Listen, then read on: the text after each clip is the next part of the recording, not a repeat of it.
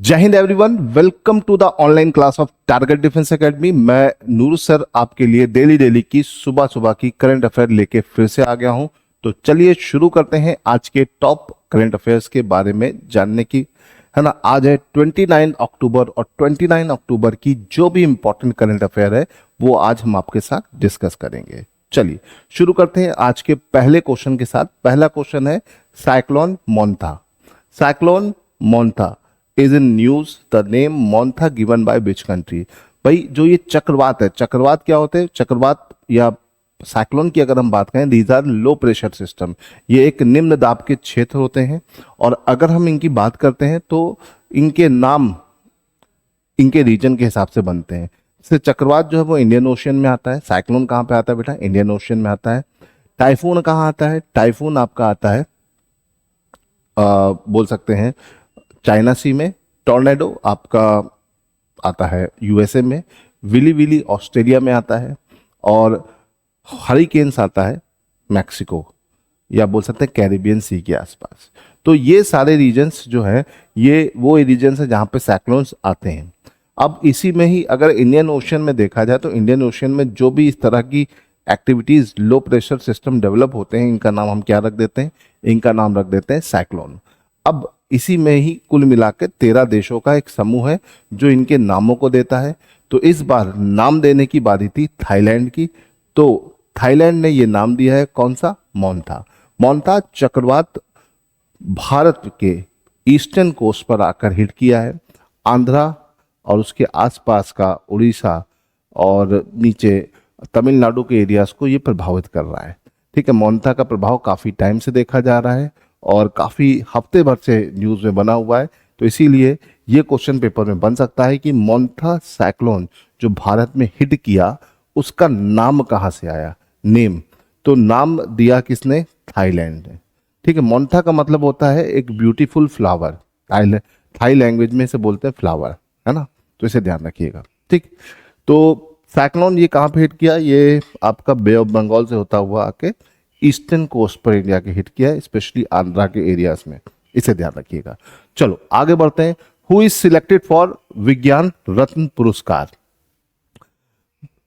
Padma Bhushan, Padmashri, civilian award के basis पर ही science की फील्ड में भी हमने अवार्ड शुरू किए हैं। ये अभी रिसेंटली ही शुरू हुए हैं।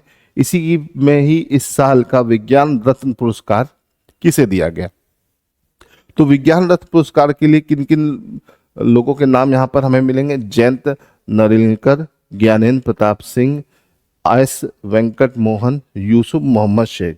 तो देखिए ये सब जो है ये विज्ञान पुरस्कार के लोग ही हैं, लेकिन इसमें 4 कैटेगरी होती है। तो विज्ञान रत्न पुरस्कार की अगर हम बात करें तो ये सिर्फ एक ही व्यक्ति को मिला है जिनका नाम है जयंत नार्लिकर। इनका देहांत हो चुका है, लेकिन इन्होंने बिग बैंग थ्योरी को कई बार गलत साबित किया है, जिसके चलते इनको ये नाम दिया गया। अब आप मुझे कमेंट में बताइए कि ये जयंत नार्लिकर जो है ये किस राज्य से है? ठीक है, सब लोग कमेंट में बताइए और जरूर बताइएगा। ठीक है, चलिए ये आपके जयंत नार्लिकर हैं। ये काफी फेमस साइंटिस्ट हैं, फिजिक्स से रिलेट करते हैं, एस्ट्रोफिजिक्स का बहुत बड़ा जाना माना। भारत में अभी नाम चल रहा है इनका। ठीक है, इनका देहांत हो चुका है, लेकिन इनका नाम काफी चर्चा में रहता है। ठीक है, चलिए आगे बढ़ते हैं। अगले क्वेश्चन की तरफ चलते हैं। The government of India announce dash विज्ञान श्री, डैश विज्ञान युवा, डैश विज्ञान टीम अवार्ड। ठीक है, भारत सरकार ने कितने लोगों को विज्ञान श्री दिया है, कितने लोगों को विज्ञान युवा दिया है, कितने लोगों को विज्ञान टीम पुरस्कार की घोषणा की है। तो इसमें अगर हम बात करें तो विज्ञान युवा की अगर हम बात करें, ठीक है, इसमें 4 कैटेगरी है। विज्ञान रत्न पुरस्कार अभी हमने देख लिया। ठीक है, 3 कैटेगरी जो और है उनमें देखा जाए तो यहाँ पर विज्ञान श्री 8 लोगों को दिया गया है, विज्ञान युवा पुरस्कार 14 लोगों को, और विज्ञान टीम का सिर्फ एक ही टीम को पूरा पुरस्कार मिला है, इसे याद रखिएगा। तो इसका आंसर हो जाएगा ए, है ना, 8, 14 एंड 1। ठीक है, चलो अब एक बार फटाफट देख लेते हैं कि किसको क्या क्या मिला है। ठीक है, विज्ञान रत्न पुरस्कार जो है पोस्टमस मिला है जयंत विष्णु नार्लिकर को, फिजिक्स की फील्ड के हैं, याद रखिएगा। विज्ञान श्री में 8 लोगों का नाम है, जिसमें Gyanendra Pratap Singh agriculture, Yusuf Mohammed Sheikh atomic energy, K Thangaraj biological science, professor Pradeep Thalappil chemistry, Anirudh Pandit engineering science, S Venkat Mohan environmental science, Mahajan MJ mathematic, Jain and space science and technology. याद रखिएगा। अगर बात करते हैं विज्ञान टीम पुरस्कार, तो ये सिर्फ एक ही टीम को मिला है, CSIR अरोमा मिशन टीम, है ना, एग्रीकल्चर से रिलेट करती है, एग्रीकल्चर पे काम करने वाली टीम है। विज्ञान युवा पुरस्कार 14 युवा साइंटिस्टों को दिया गया है, डॉक्टर जगदीश गुप्ता, सत्येंद्र कुमार, ठीक है, दिबारका सेन गुप्ता, दीपा अगासे, दिबेंदु दास, वलीउर रहमान, अर्कपरवा बासु, सब्यसाची मुखर्जी, श्वेता प्रेम अग्रवाल, सुरेश कुमार, अमित कुमार, सुरिंद्र श्रीकांत, अंकुर गर्ग, मोहन शंकर, इन लोगों को यहाँ पे दिया गया है। ठीक है, फिलहाल इसमें से आपको सिर्फ नंबर याद रखने हैं, या तो विज्ञान रत्न पूछेगा या तो पूछेगा आपका विज्ञान टीम। बहुत क्वेश्चन को अगर कॉम्प्लिकेट करना होगा तो इनके नाम को इनकी फील्ड से रिलेट करने को देगा, इससे ज्यादा कॉम्प्लिकेटेड क्वेश्चंस यहाँ पर नहीं बनेंगे। ठीक है, तो इसे ध्यान रखिएगा। आई होप कि आपको समझ में आ गया होगा। विज्ञान रत्न पुरस्कार बहुत इंपॉर्टेंट पुरस्कार है, इसे ध्यान रखिएगा। चलो आगे बढ़ते हैं अगले क्वेश्चन की तरफ। अगला क्वेश्चन है question number 4, who won the British Academy Book Prize 2025। तो ब्रिटिश एकेडमी बुक प्राइज 2025 किसे मिला? तो भाई ब्रिटेन में दिया जाता है, तो इस बार किसी इंडियन को मिला है, इस वजह से ये चर्चा का विषय है और इस वजह से ये आपके पेपर या एग्जाम पॉइंट ऑफ व्यू से थोड़ा सा इंपॉर्टेंट है। ठीक है, सुनील अमृत, सुनील मित्तल, सुरंजलि टंडन, अशोक गुलाटी। तो इसका जो सही जवाब है सुनील अमृत। सुनील अमृत एक हिस्ट्री के एक फील्ड से बिलोंग करने वाले व्यक्ति हैं और इन्होंने एक बहुत ही अच्छी बुक लिखी है जिसने बहुत ज़्यादा चर्चा का विषय बना रखा है और जिसके चलते इनको ब्रिटिश एकेडमी बुक प्राइज मिला है। ठीक है, और इनकी जो बुक का नाम है वो है द बर्निंग अर्थ। ठीक है, याद रखिएगा, काफ़ी पूरी हिस्ट्री है जो ग्लोबल वार्मिंग, जो इन्वायरमेंटल चेंज है, उनके इतिहास को दर्शाते हुए 0 से 100 तक अब तक जो कुछ भी हुआ है उस पर बेस्ड है। तो ये क्वेश्चन रिवर्स करके भी आ सकता है, द बर्निंग अर्थ बुक के राइटर का नाम पूछ सकता है। तो याद रखिएगा सुनील अमृत, है ना। ये इनकी बुक का पूरा नाम क्या है?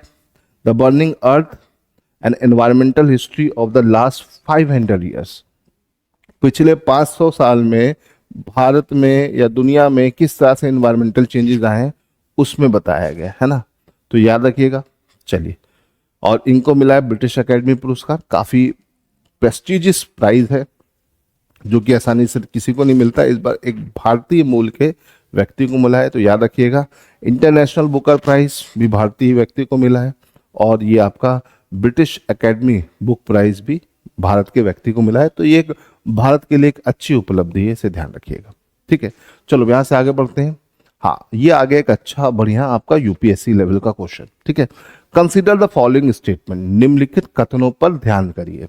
माहे the first 8 anti submarine warfare shallow watercraft, है ना। माहे क्या है? माहे 8 में से एक anti submarine warfare shallow watercraft है, बिल्कुल सही है। माहे being build by coaching shipyard limited, ये बिल्कुल सही है। कोचिंग शिपयार्ड बिल्डिंग जो है ये इसको बिल्ड कर रहा है। The vessel has been indigenously design and reflecting the Indian growing self reliance in naval ship building, ये भी बिल्कुल सही है। देखिए, माहे जो है, माहे कोचिन शिपयार्ड के द्वारा बिल्ड किया गया आपका एक 8 में से एक anti submarine warfare shallow craft है, इसे ध्यान रखिएगा। और इसको कोचिन शिपयार्ड ने बिल्ड किया है, ये पूरा इंडिजीनियसली बिल्ड है, भारत के द्वारा ये बिल्ड है। तो इसमें क्या है? इसमें पहला, दूसरा, तीसरा तीनों स्टेटमेंट एकदम सही है, तो इसे ध्यान रखिएगा। इसका आंसर है ऑल, है ना। अब देखो, ये आपका माहे है, उसे ध्यान रखिएगा। किसने बिल्ड किया? Coaching shipyard. देखो क्वेश्चन क्या आता है इनके बारे में, इसी तरह से डिटेल पूछता है, जो पेपर में डिटेलिंग लिखी होती है उन्हीं से ही स्टेटमेंट बना के बढ़ता है, तो इसे ध्यान रखिएगा। चलिए आगे बढ़ते हैं। हु रोट द सॉन्ग मिले सुर मेरा तुम्हारा, है ना। आपने एक सॉन्ग सुना होगा 90s के डिकेड्स का, एक बहुत ही फेमस सॉन्ग है, मिले सुर मेरा तुम्हारा तो सुर बने हमारा। तो ये जो सॉन्ग है, इसका लिरिक्स किसने लिखा? इसने इस सॉन्ग को लिखा, कंपोजर नहीं पूछ रहा हूँ मैं, पूछ रहा हूँ इसका जो लिरिक्स है वो किसके द्वारा लिखा गया, है ना। तो चार ऑप्शन है, भीमसेन जोशी, लुइस बैंक, अशोक पत्की, पीयूष पांडे। तो ये चारों के चारों इस सॉन्ग से रिलेट करते हैं। इसकी कंपोजिंग भीमसेन जोशी ने की, है ना, और इसमें गायन में अशोक पत्की और लुइस बैंक कई लोग हैं, लेकिन इसका जो लिरिक्स लिखा है वो पीयूष पांडे जी ने लिखा है। पीयूष पांडे का अभी हाल फिलहाल में निधन हो गया, ठीक है। Advertising industry, Indian advertising industry के फादर है ना। पीयूष पांडे कोई छोटा मोटा नाम नहीं है, बहुत बड़ा नाम है। इंडियन एडवर्टाइजिंग एजेंसी का भारतीयकरण या एडवर्टाइजिंग एजेंसी को भारतीय मूल में कन्वर्ट करने का मेन जो श्रेय जाता है वो इन्हीं को जाता है, पीयूष पांडे को, क्योंकि ये पहले व्यक्ति हैं जिन्होंने एड्स को हिंदी में बनाना शुरू किया और बहुत अच्छे अच्छे एड्स बनाए हैं। तो इस वजह से पीयूष पांडे को याद रखिएगा, पूरे देश ने इनके नाम से श्रद्धांजलि दी है, क्योंकि ये बहुत ही जाने माने व्यक्ति है मास मीडिया के, तो उसे याद रखिएगा, ठीक है। विज्ञापन जगत का या जोड़ टूट गया, इस नाम से काफी चर्चा में रहा, ठीक है। इनने बहुत सारे एड्स हिंदी में लिखे हैं और जिनका कोई जवाब नहीं है, जैसे स्वाद है जिंदगी का, मिले सुर मेरा सुमारा, आपकी बार मोदी सरकार, दो बूंद जिंदगी के, एमपी गजब है। जितने भी आप भारत सरकार के नारे देखते हो उनमें कहीं ना कहीं इनका रिफ्लेक्शंस आपको देखने को मिलता है। तो याद रखिएगा, father of Indian advertising agency किसे कहा जाता है? पीयूष पांडे को। इनका नाम याद रखिएगा, हो सकता है आज नहीं तो कल पेपर में पूछ ले, या फिर ये सॉन्ग के बारे में पूछ सकता है, तो इसे ध्यान रखिएगा, ठीक है। बहुत सारे आपने ऐड देखे हैं जो शुरू के 90s के या 2000 के डिकेड्स के जो ऐड हैं, इन जो भी ऐड को आप हिंदी में देखते हो उनका कहीं ना कहीं कॉन्सेप्ट जनरेट करने वाले पीयूष पांडे जी हैं, जिनका निधन हो गया, ठीक है। चलिए आगे बढ़ते हैं। अगला क्वेश्चन, ये बहुत ही बढ़िया अच्छा क्वेश्चन है, ठीक है। Who is going to become the new chief justice of India? Bharat के नए मुख्य न्यायाधीश कौन बनेंगे, ठीक है। तो BR गवई, जिनका नवंबर में रिटायरमेंट है, तो उनकी रिटायरमेंट के बाद हमारे नए चीफ जस्टिस कौन होंगे, ठीक है। तो who is going to become the new chief justice of India? Chief justice कौन होता है? सीनियर मोस्ट जज of supreme court. Supreme court का जो सबसे वरिष्ठ न्यायाधीश होता है उसे हम क्या बोलते हैं? Chief justice. याद रखिएगा, इसमें कोई नई चीज नहीं है। तो ऑप्शन है justice Vikram Nath, justice Suryakant, justice JK Maheshwari, justice BV Nagarathna, ठीक है। तो अगर हम यहां पे बात करते हैं तो हमारे नए चीफ जस्टिस जो बनेंगे वो बनेंगे जस्टिस सूर्यकांत, है ना, इसे ध्यान रखिएगा। और ये जो चौथे नंबर वाला नाम है इसको भी याद कर लीजिए, अगर कोई हमारा पहली महिला चीफ जस्टिस बन सकती हैं वो यही बन सकती हैं, BV नागरत्ना। याद रखिएगा, ये नाम याद रखिएगा, अगर भारत की कोई महिला चीफ जस्टिस बन सकती हैं तो वो यही बन सकती हैं। ये कोई मैं भविष्यवाणी नहीं कर रहा हूं, मैंने सिर्फ एक क्रोनोलॉजी देख के बताया है कि जब ये जस्टिस सूर्यकांत रिटायर होंगे तो उनके बाद एक और सीनियर जज है, उनके बाद BV नागरत्ना का नंबर आएगा। तो इसे ध्यान रखिएगा, मे बी ये कुछ महीनों के लिए बने, लेकिन ये महिला भारत की पहली महिला चीफ जस्टिस बन सकती हैं। फिलहाल who is going to become the new chief justice of India? That is justice Suryakant. ये देखिए, जस्टिस सूर्यकांत, BR गवई, इनको सारे अधिकार सौंपते हुए फिलहाल इनका जो बोल सकते हैं ओथ सेरेमनी होगी या चीफ जस्टिस बनने की सेरेमनी होगी वो नवंबर 23 के बाद होगी, क्योंकि 23 को BR गवई रिटायर हो रहे हैं, ठीक है। चलिए यहां से आगे बढ़ते हैं क्वेश्चन नंबर 8 की तरफ। Recently Neeraj Chopra promote to which rank in territorial army? तो भैया नीरज चोपड़ा का जो बहुत बड़े एथलीट है ना, गोल्डन आर्म वाले बोले जाते हैं, है ना, तो बैक टू बैक इन्होंने काफी सारे इंडिया को गोल्ड जिताए हैं। तो नीरज चोपड़ा को टेरिटोरियल आर्मी में किस रैंक पर प्रमोट किया गया है? लेफ्टिनेंट कर्नल, मेजर, कैप्टन की कर्नल? तो इनको प्रमोट किया गया है लेफ्टिनेंट कर्नल, है ना। ये बहुत दिन से खबर चल रही थी, फाइनली इनको वो जो सम्मान मिलना था प्रॉपर दे दिया गया है। राजनाथ सिंह जी के साथ इनकी फोटो आई है, जिसके चलते ये न्यूज़ फिर से चर्चा में है, ठीक है। तो इसे ध्यान रखिएगा, ये इनकी बोल सकते हैं कि सेरेमनी थी जिसमें इनको लेफ्टिनेंट कर्नल का सम्मान मिला, है ना, पोस्ट मिली, ठीक, ऑनररी रैंक है ये, ठीक है। क्वेश्चन नंबर 9 की तरफ चलते हैं बेटा। Who become the first female prime minister of Japan? First female prime minister of Japan कौन बनी, है ना। जापान छोटे छोटे 4 आइलैंड से बना हुआ एक देश है, अपने आप में एक अलग ही देश है ना। और अगर हम बात करें तो वहां की पहली फीमेल प्राइम मिनिस्टर कौन बनी, साने तकाइची यहाँ की पहली महिला प्राइम मिनिस्टर बनी। इसे ध्यान रखिएगा, तो इनका नाम याद रखिएगा और इनकी फोटो ध्यान रखिएगा, ठीक है। चलिए, आई होप कि आपको समझ में आ रहा होगा। आगे बढ़ते हैं क्वेश्चन नंबर 10 की तरफ। Who become the oldest day time Emmy winner surpassing Dick Van Dyke.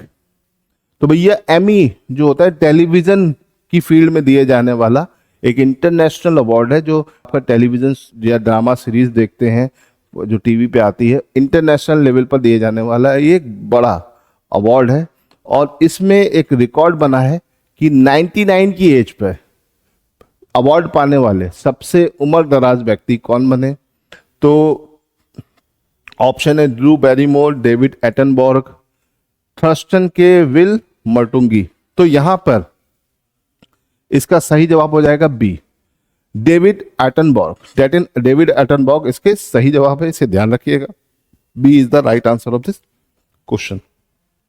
99 की एज में अवार्ड जीतने का इनको श्रेय जाता है। तो सबसे ओल्ड एज में एमी जीतने वाले व्यक्ति बन गए।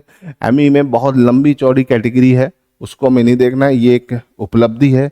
पेपर में काफी न्यूज का चर्चा का विषय बने थे, तो इस वजह से मैंने इस पर एक क्वेश्चन बना दिया आपके लिए। क्या है कि क्वेश्चन बनेगा तो किस तरीके से बनेगा, ठीक है। तो आई होप कि आपको बात समझ में आ गई होगी। तो बेटा आज के लिए हम इतना रहने देते हैं, मिलते हैं अगली क्लास में कुछ और नए करंट अफेयर के साथ। टिल देन गुड बाय, जय हिंद।